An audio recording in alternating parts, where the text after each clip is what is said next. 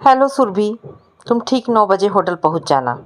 Okay विवेक, आप भी time से आ जाना। जो हुक्म मेरी मैडम। बंदा समय पर हाजिर हो जाएगा। आप भी ना कुछ भी कह देते हो। शर्मा कर मुस्कुराते हुए सुरभि ने मोबाइल फ़ोन काट दिया। सुरभि ने तैयार होकर गुनगुनाते हुए शीशे में अपने आप को गौर से ऊपर से नीचे तक देखा।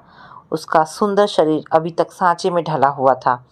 तभी तो विवेक उसे बाहों के घेरे में लेकर हमेशा कहते, शरीर से आपकी उम्र का पता ही नहीं चलता जाने मन, और शरारत से हंसने लगते। तब सुरभि थोड़ा शर्मा कर रह जाती और कहती, आप भी ना। गुलाबी रंग की खूबसूरत साड़ी में चांदी के रंग की कारीगरी का काम, नए जमाने का ब्लाउज जिसका भार पीछे बंधी डोरी ने संभाल रखा था। बालों को हेयर ड्रेसर ने बड़े ही खूबसूरत ढंग से संवार कर 2 लट्टों को सामने निकाल दिया था। सुरभि के गोरे गोरे रुई से भी नरम हाथों पर लोगों नजर बरबस ही उठ जाती थी। सुरभि को याद है कि पिछली पार्टी में सुनीता शर्मा ने कहा भी था, सुरभि जी, आपको तो फिल्म इंडस्ट्री में होना चाहिए था। आप तो इतनी सुंदर हो कि आपको छूने से भी डर लगता है। एकदम रुई की गुड़िया सी लगती हो आप। ऐसी बातें सुरभि को अंदर तक गुदगुदा जाती थी, लेकिन अब वह सुनकर केवल मुस्कुरा देती है। सुरभि ने साड़ी से मैच करती हुई ज्वेलरी पहनकर फाइनल टच और फाइनल लुक दिया और मोबाइल फ़ोन और मैचिंग पर्स लेकर बंगले से बाहर आ गई, जहां ड्राइवर पहले से ही हाथ बांधे अपनी ड्यूटी के लिए खड़ा था। सुरभि मैडम को आते देख ड्राइवर ने गाड़ी का पिछला गेट खोला।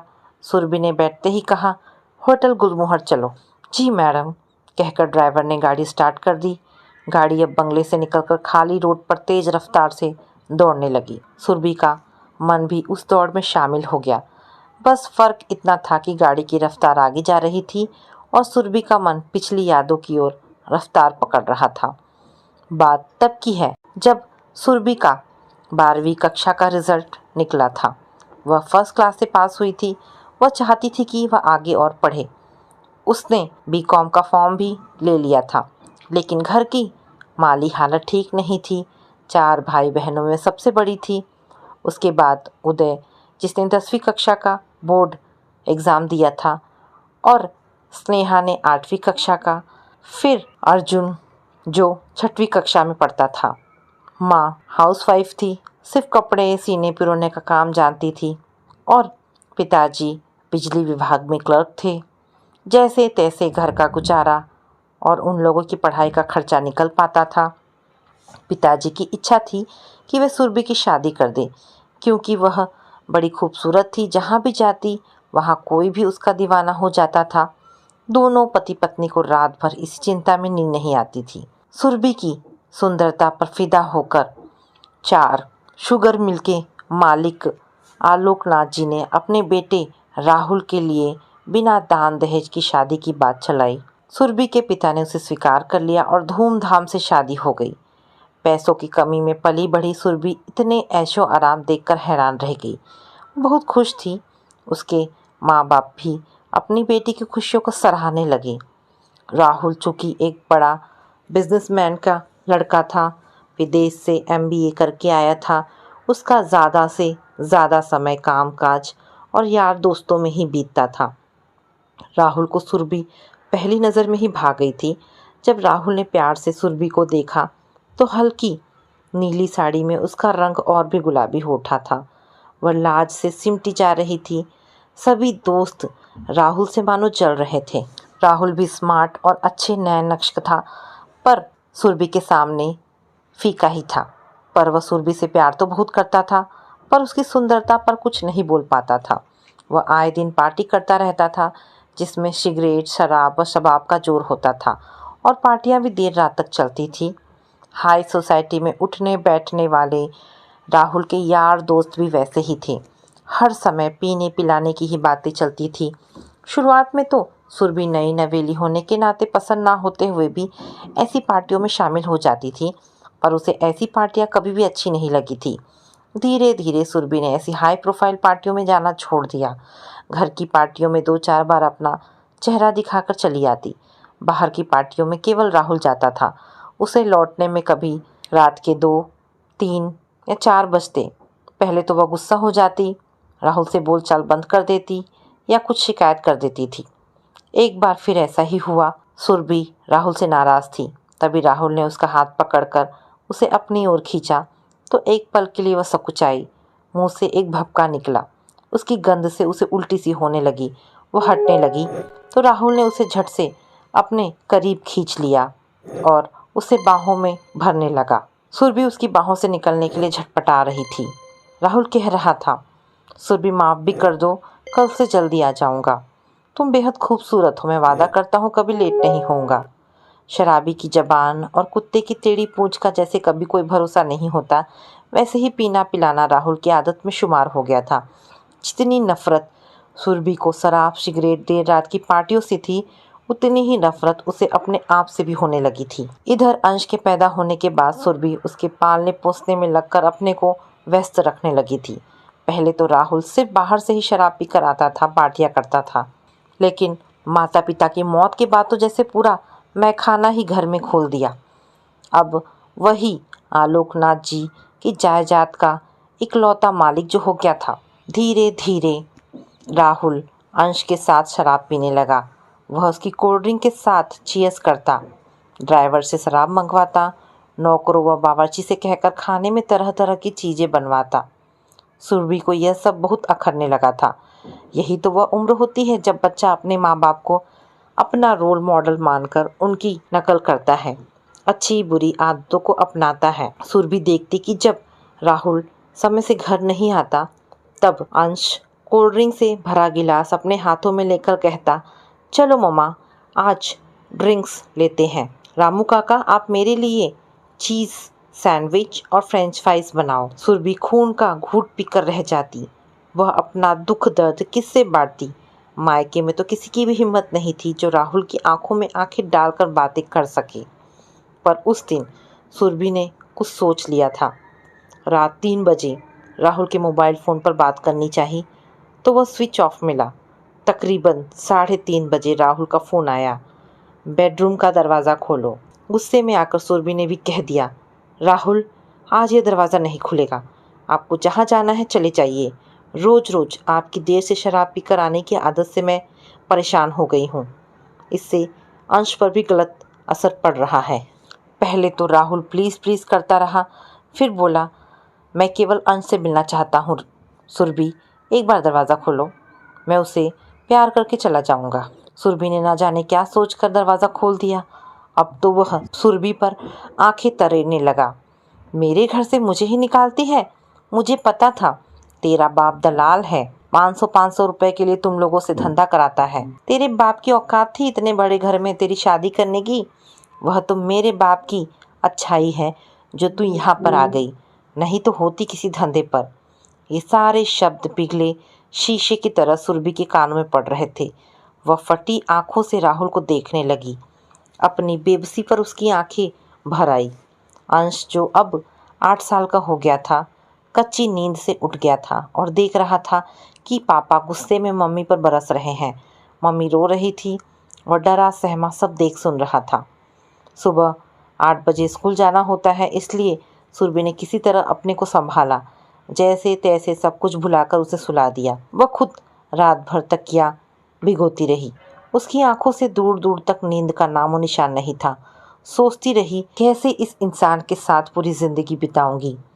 जो इंसान अपनी पत्नी को इज्जत की निगाह से नहीं देखता, उसके बच्चे की नज़र में उस औरत की कोई इज्जत नहीं रह जाती। चाहे पिता के घर में कुछ भी ना था, शांति तो थी। रूखा सूखा खाकर पढ़ाई करने में ही अपने 19 साल गुजार दिए। 20वें साल में उसके ससुर ने उसे राहुल के लिए पसंद कर लिया था। उसकी बेमिसाल सुंदरता ही आज उसके लिए श्राप बन गई। कॉलेज में बहुत से लड़के सुरभि को अपनी प्रेमिका बनाना चाहते थे, पर उसे सिर्फ पढ़ाई से ही मतलब था। शायद इसलिए किसी लड़के की उससे बात करने की हिम्मत ना होती थी। वह कॉलेज में हार्टलेस के नाम से मशहूर थी। घर में काम के सिलसिले से जुड़े कई लोग राहुल से मिलने आते थे। एक सुबह डोरबेल की आवाज़ पर सुरभि ने अनमनी से होकर खुद दरवाज़ा खोला। सामने एक 33-34 साल का नौजवान जो उसकी ओर एकटक निहार रहा था।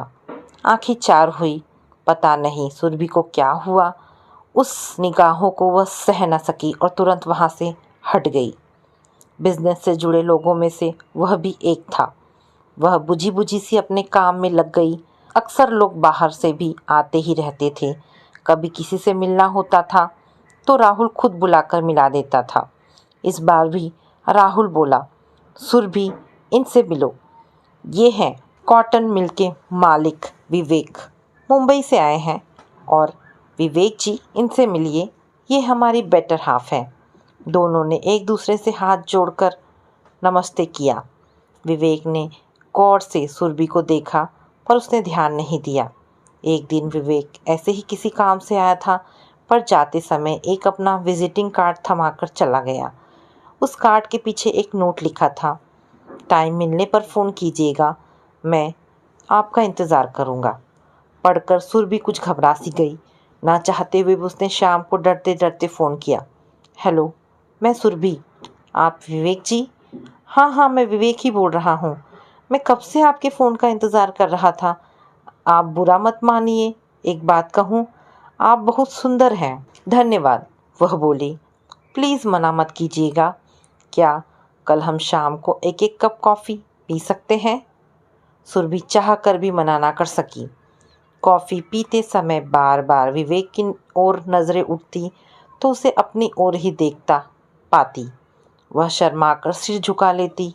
सुरभि जी, जब से मैंने आपको देखा है मैं रात भर सो नहीं पाता। दिल चाहता है कि बस आपको ही देखता रहूं, दिन रात हर पल। आपकी मुस्कुराहट बहुत कातिल है।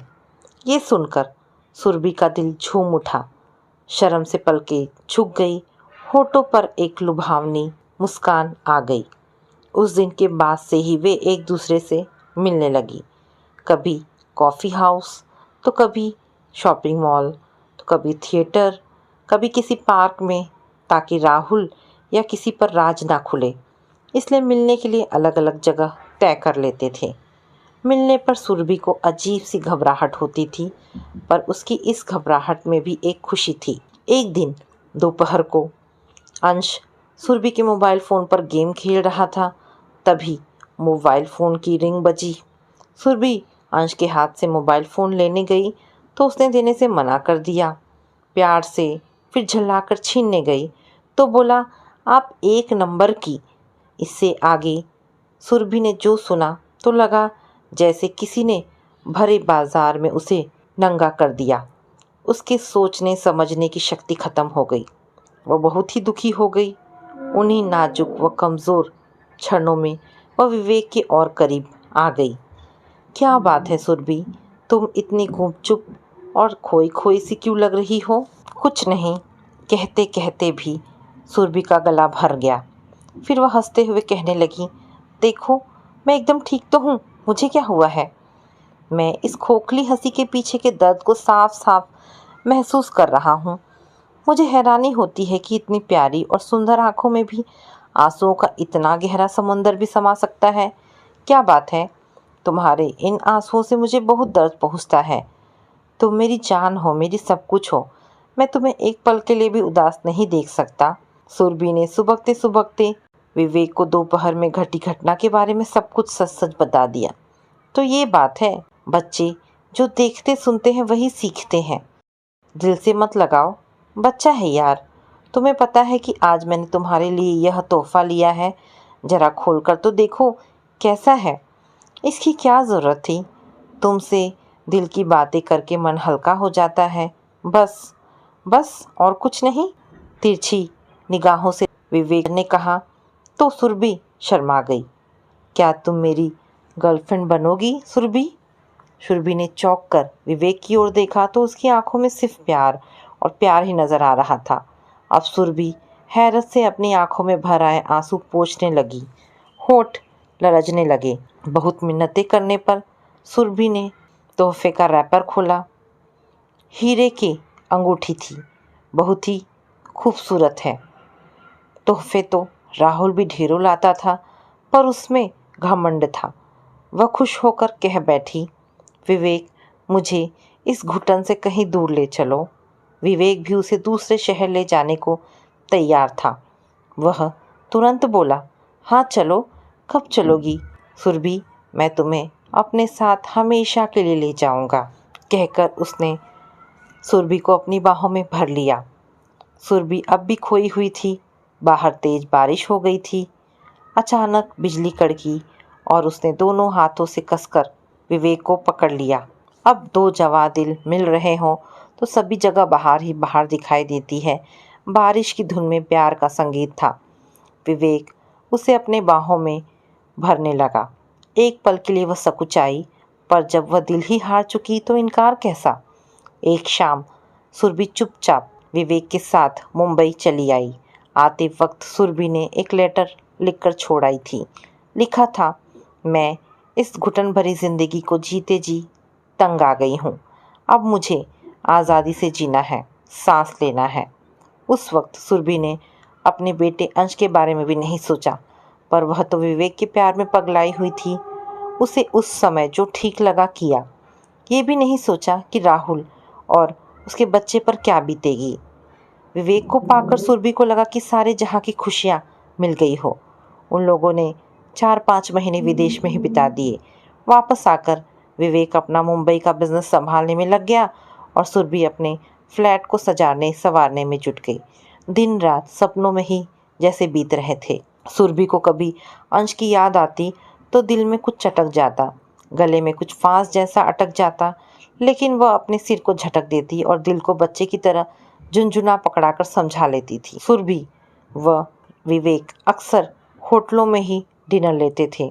वहाँ जो भी सुरभि को देखता तो उसे बस देखता ही रह जाता। विवेक ने सुरभि के लिए काफ़ी मॉडर्न कपड़े खरीदे थे।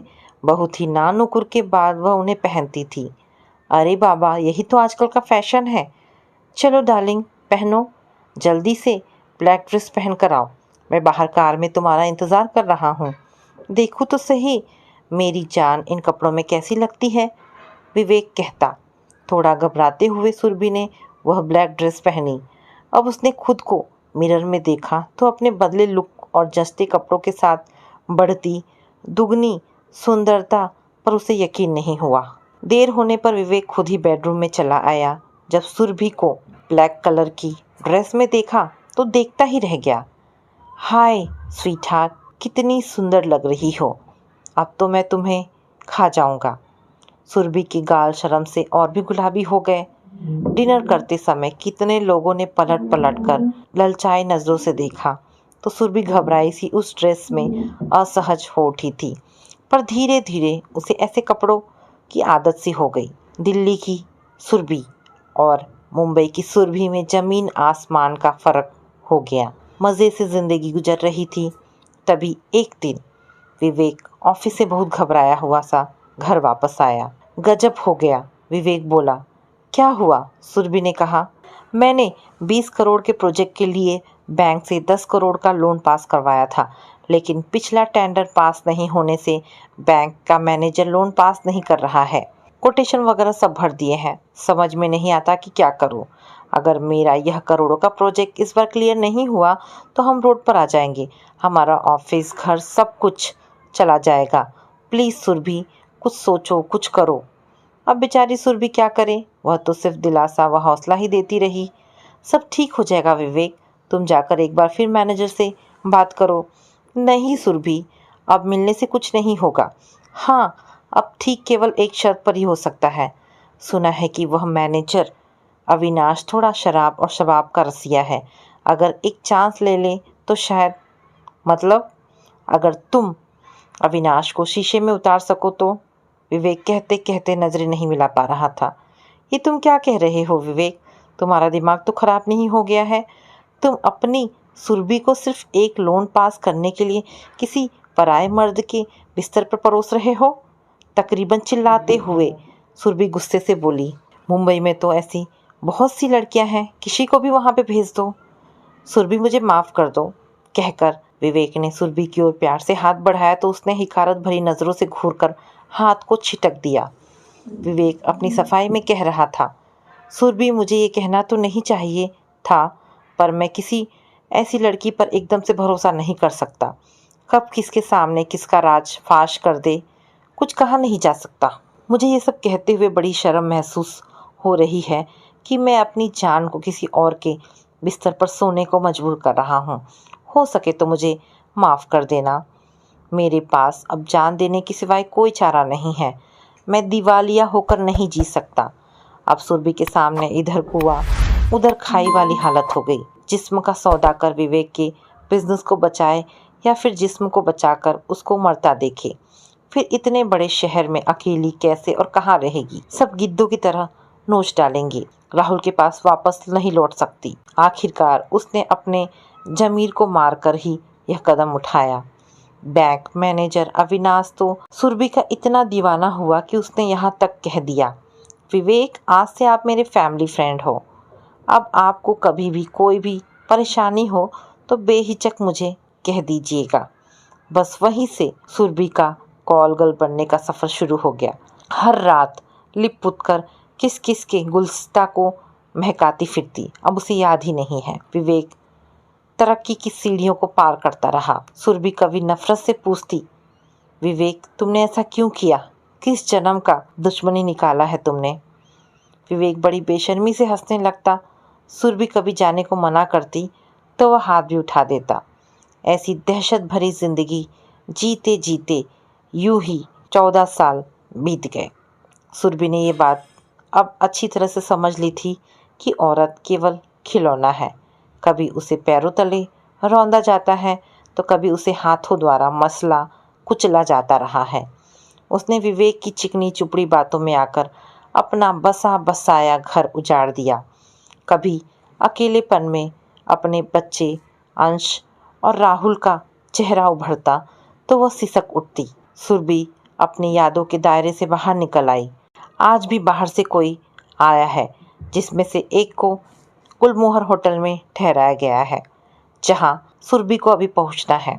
ड्राइवर ने होटल गुलमोहर के सामने कार रोक दी। इठलाती लहराती सुरभि मैनेजर से रूम नंबर पूछकर चल पड़ी। उसने 803 नंबर रूम खटखटाया। अंदर से आवाज़ आई, कम इन।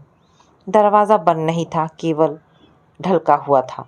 हाथ लगते ही खुल गया।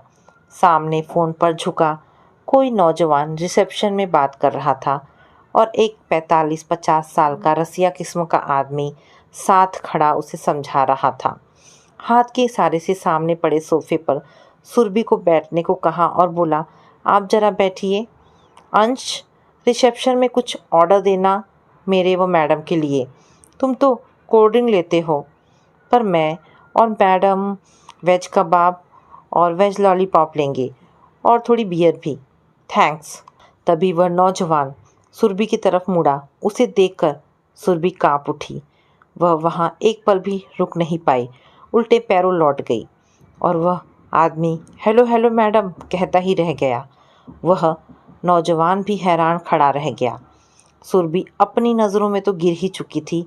आज वह सरे बाजार नग्न भी हो गई। उसके झूठे सपनों का महल तहस नहस हो गया। उसकी ऐसी भयानक तस्वीर देख सुरभि ने अपने दोनों कानों पर हथेलियां रख ली। सुरभि बहुत ज़ोरों से चीखी, नहीं। उसकी हिचकियां बंधने लगी। घर पर आवाज़ सुनकर सभी नौकर नौकरानियां मैडम सुरभि के कमरे में आ गए। देखा कि मैडम ने गुस्से में मेकअप का सारा सामान ज़मीन पर फेंक दिया है, ड्रेसिंग टेबल का मिरर तोड़ दिया है। वे सब डर कर कमरे से बाहर चले गए। विवेक से उसे जितना प्यार था, आज उससे भी ज़्यादा नफरत हो रही थी। उसके मासूम और खूबसूरत चेहरे पर परेशानी की लकीरें खिंच गई। उसकी आंखों से आंसुओं की धारा बह निकली। कभी सोचा ना था कि उसका अतीत ऐसा शर्मनाक रूप से वर्तमान में सामने आएगा। उसने अपना सिर बेड के किनारे पर जोर से दे मारा। वह 2 आदमियों द्वारा छली गई। एक ने उसके वजूद को पैरों तले रौंदा तो दूसरे ने उसके शरीर को इस्तेमाल करने का जरिया बनाया। पहले अपने लिए, फिर पैसों के लिए। खुद ने भी नोचा खसोटा और दूसरों से भी नुचवा ही रहा है। आज सुरभि शावर में खड़े घंटों अपने को भिगोती रही। बरसों से मन पर पड़े मैल की परतों को सोप से रगड़ रगड़ कर साफ करती रही। उसे मिरर में अपने आप को देखने में भी डर लग रहा था। सुरभि ने उस रात अपने आप को बेडरूम में कैद कर लिया। कितनी बार दरवाजे पर दस्तक हुई। विवेक की आवाज़ आ रही थी, डार्लिंग दरवाज़ा खोलो, मैं तुम्हारा विवेक। नींद आ गई होगी, शायद थकी हुई हो, पर कोई आवाज़ ना पाकर विवेक ने सोचा, लगता है वह सो गई है। जब वह सुबह उठेगी तब बात करूँगा। दरवाजे को ज़ोर ज़ोर से खटखटाने से सुरभि की नींद टूटी। कब वह सोई उसे उसका एहसास ही नहीं हुआ। हड़बड़ाकर वह उठी और दरवाज़ा खोला। अरे, रात में कैसे बेहोश होकर सो गई थी तुम? तुम्हें मेरा भी ख्याल नहीं आया और तुमने खाना भी नहीं खाया। डिनर के लिए कितना दरवाज़ा खटखटाया पर तुमने दरवाज़ा खोला ही नहीं। क्या हुआ मेरी जान? विवेक ने सुरभि को बाहों में लेने की कोशिश की तो वो पीछे हट गई। नफ़रत भरी नज़रों से उसे घूरा तो हंसते हुए विवेक का चेहरा अचानक सफ़ेद सा पड़ गया। उसके हिकारते भरे चेहरे को विवेक बखूबी समझ रहा था, इसलिए शर्मिंदा व बौखलाया हुआ सा बगले झाँकने लगा। तभी सिक्योरिटी गार्ड ने आकर कहा, कोई मिस्टर आए हैं, मैडम को पूछ रहे हैं। ठीक है, उन्हें चाय कॉफ़ी सर्व करो, मैडम अभी तैयार होकर आ रही हैं, कहकर विवेक कमरे से बाहर आ गया। सुरभि ने जैसे ही हॉल में कदम रखा, सामने नज़र पड़ते ही ऐसे तड़प उठी जैसे भूल से जले तवे पर हाथ रख दिया हो। वह घबराकर वापस जाने लगी, तभी उसके कानों में मिश्री घोलती एक आवाज़ गूंजी, माँ, मैं आपका अंश, आपको कहाँ कहाँ नहीं ढूंढा हमने, आखिरकार आप मिल ही गई। इतना कहकर वह सुरभि से लिपटकर फूट फूट कर रोने लगा। अंश रोते रोते ही कहने लगा, माँ, आपके बगैर पापा ने भी अपनी कैसी हालत बना रखी है। कितने वर्ष बीत गए आपके बगैर जीते हुए, अब मैं एक पल भी आपके बगैर नहीं रह सकता। प्लीज़ माँ, घर लौट चलो, आपको लिए बगैर मैं यहाँ से नहीं जाऊँगा। जब होटल में सुरभि ने अंश को देखा जो बिल्कुल राहुल की शक्ल पाए हुए था, उसे लगा कि उसने ममता के रिश्ते में भी जहर तेजाब घोल दिया। उधर सुरभि जब राहुल को छोड़कर चली गई थी तब वह एकदम टूट सा गया था। वह उसे बहुत प्यार करता था। निराशा व हताशा से बेहाल राहुल ने सारा बिजनेस समेटा और केरला की किसी अनाम जगह पर चला गया। अब वह अपने बेटे अंश के लिए जी रहा था। सुबह उसे तैयार करके स्कूल भेजता, फिर अपने ऑफिस जाता, जल्दी काम निपटाकर वह फिर घर लौटता। धीरे धीरे सारे काम घर में मोबाइल फ़ोन से ही करने लगा। अंश को भी पापा का ढेर सारा प्यार पाकर लगा कि जैसे अपनी माँ को भूलने लगा है, पर वह भूला नहीं था। कभी कभी अंश पूछ ही बैठता, पापा, माँ कहाँ गई हैं? तब राहुल की बेबसी से आंखें भर आती। फिर मासूम अंश को सीने से लगाकर रो पड़ता। उसने सोचा कि ढूंढा तो उसे जाता है जो खो जाता है, जो खुद ही छिप गया हो उसे ढूंढकर क्यों परेशान करूं। जैसे ही अंश बड़ा हुआ, उसका इंजीनियरिंग की पढ़ाई पूरी हो गई थी। वह अपनी माँ की तलाश में लग गया।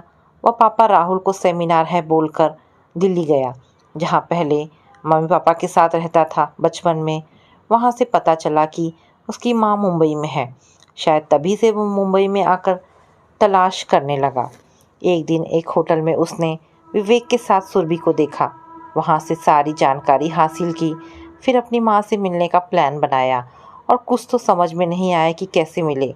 वह सुरभि को शर्मिंदा नहीं करना चाहता था और कोई चारा भी तो नहीं था उसके पास, लेकिन अफसोस राहुल का हमशक्ल होने से बाजी पलट गई।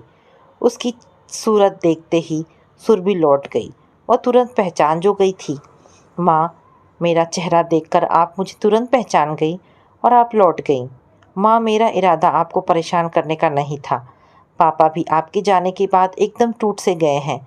वे तिल तिल कर मर रहे हैं। मैं उन्हें ऐसे घुटते तड़पते नहीं देख सकता था। उन्हें भी अपनी गलतियों का एहसास हो गया है। वैसे वे मुझ पर जताते नहीं हैं कि वे दुखी हैं। मैं जानता हूँ कि पापा आपको बहुत प्यार करते हैं और आपके बगैर अकेले जी रहे हैं। वे भी मेरे साथ आए हैं, बाहर खड़े हैं। एक ही जगह मूर्ति सी खड़ी सुरभि किस मुंह से राहुल के सामने जाती, उससे नज़रें मिलाती। उसने बेजान थके हाथों से अंश को अपने से अलग किया। उसकी आंखें पथरासी गई। लग रहा था कि उन आंखों में भावनाएं ही नहीं हैं। इतने में राहुल भी अंदर आ गया। कितना बीमार, थका थका, लाचार सा लग रहा था। सुरभि के दिल में कुछ टूटने पिघलने लगा। मन दर्द से भर उठा। राहुल का क्या कसूर, पर वह इस कलंकित शरीर के साथ कैसे आगे बढ़ती। विवेक तो राहुल को देखकर शर्म से पानी पानी हुए जा रहा था। दोस्त होकर पीठ में छुरा घोंपने का गुनाह जो किया था, इसलिए नजरें ना मिलाकर एक और कोने में सिर झुकाए खड़ा रहा। राहुल थके कदमों से सुरभि के करीब आया और अपने दोनों हाथ जोड़ लिए। राहुल ने कहा, सच सुरभि, इसमें तुम्हारी कोई गलती नहीं है। मेरी ही नादानी की वजह से हमारा अंश हम दोनों की परवरिश नहीं पा सका, लेकिन अभी भी देर नहीं हुई है। हम दोनों मिलकर अब भी अपने बेटे अंश को अच्छे संस्कार देंगे, उसे बिजनेस में फलता फूलता देखेंगे। अभी तो उसकी शादी करनी है, उसके प्यारे प्यारे बच्चों को गोद में खिलाना है। नहीं राहुल, अब ये कभी नहीं हो सकता। मैं चाह कर भी इस दलदल से बाहर नहीं निकल सकती। मैं इस लायक ही नहीं रह गई हूँ कि तुम्हारे साथ जा सकूँ। अपने भर आए गले को ककारते हुए सुरभि फिर बोली, राहुल, जब शरीर का कोई अंग सड़ जाता है तो उसको काट कर अलग कर दिया जाता है, नहीं तो पूरे शरीर में जहर फैल जाता है। मैं अब वह दाग हूँ जिसे सिर्फ छिपाया और मिटाया जा सकता है, पर दिखाया नहीं जाता। प्लीज़ मुझे मेरे हाल पर छोड़ दो। कहते कहते वह बुरी तरह कांपने व रोने लगी थी। तब राहुल ने सुरभि का हाथ पकड़ लिया और कहा, सुरभि, मैंने कहा था कि मैं तुम्हारा अपराधी हूँ। मेरे ही रूखे व्यवहार के चलते तुम्हें घर छोड़ने जैसा कदम उठाने पर मजबूर होना पड़ा। इसके लिए तुम अपने आप को अकेले दोष मत दो। मुझे तुम मिल गई, अब कोई मलाल नहीं। मुझे समाज, रिश्तेदार, किसी की कोई परवाह नहीं। देखो तुम्हारे बेटे अंश को, जिसे तुमने 9 साल का नन्हे अंश के रूप में देखा था, आज वह पूरा अच्छा खासा नौजवान बन गया है। इंजीनियर की डिग्री भी हासिल कर ली है। मैंने इसका तुम्हारी गैर मौजूदगी में ठीक से तो लालन पालन किया है कि नहीं? कोई शिकायत हो तो बोलो। राहुल का गला भर आया था और आंखें गीली हो गई थी। कितना बड़ा कलेजा था राहुल का। सुरभि, जो शर्म अपराध के बोझ तले दबी जा रही थी, वह सारी शर्म लाज भूलकर राहुल की बाहों में समा गई। कभी सोचा भी नहीं था कि राहुल से नफरत की जगह माफ़ी मिलेगी। उसके चेहरे पर एक दृढ़ विश्वास की चमक थी और विवेक लुटा पिटा सा कोने में खड़ा हुआ उन्हें ताकता ही रह गया। तो दोस्तों, ये कहानी यहाँ पर समाप्त होती है। आशा करती हूँ कहानी पसंद आई होगी। अगर कहानी पसंद आई है तो प्लीज़ इसे लाइक एंड शेयर करें। दोस्तों, ऐसी ढेरों पारिवारिक और शिक्षाप्रद कहानी सुनने के लिए मेरे चैनल को प्लीज़ सब्सक्राइब करें। धन्यवाद दोस्तों।